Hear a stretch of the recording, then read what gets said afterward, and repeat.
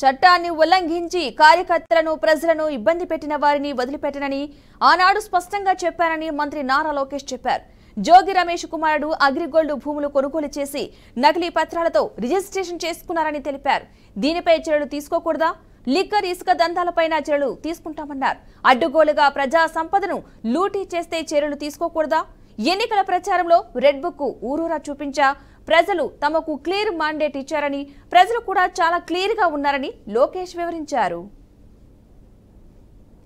భూమి పత్రాలు తీసుకుని ఫేక్ పత్రాలు సృష్టించి అతని పేరుపై ట్రాన్స్ఫర్ చేసుకుని అమ్మేశారు. అగ్రిగోల్డ్ బాధితులు చాలా మంది ఇప్పటికీ ఇబ్బంది పడుతున్నారు.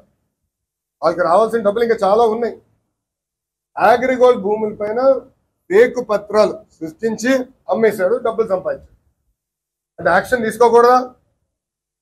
తెలుగుదేశం, జనసేన, భారతీయ జనతా పార్టీ ప్రభుత్వం రేపు లిక్కర్లో కూడా యాక్షన్ తీసుకుంటాం, ఇసుక దండాల్లో కూడా యాక్షన్ తీసుకుంటాం.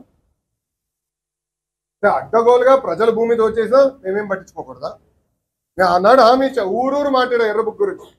ప్రజలకి నేను హామీ ఇచ్చా, ఎవరైతే చట్టాన్ని ఉల్లంఘించారో వాళ్ళని నేను వదిలిపెట్టే ప్రసక్తే ఉండదు అని నేను ఊరూరు మాట్లాడాను. ఎర్రబుక్ పట్టుకుని తిరిగాను, చూపించా ప్రజలకి. అందుకే ప్రజలు మాకు అంత అద్భుతమైన మ్యాండేట్ ఇచ్చారు. దాని ఒక్కోళ్ళే కాదు, అందరం కలిసికట్టుగా పోరాడం. దాంట్లో భాగంగా రెడ్ బుక్ ఒక మ్యాండేట్ మాకు. నేను ఊరూరు చూపించా రెడ్ బుక్. నేను ప్రతి పబ్లిక్ మీటింగ్ లో చూపించా. నిన్న ప్రతి నియోజకవర్గంలో మేము గెలిచాం.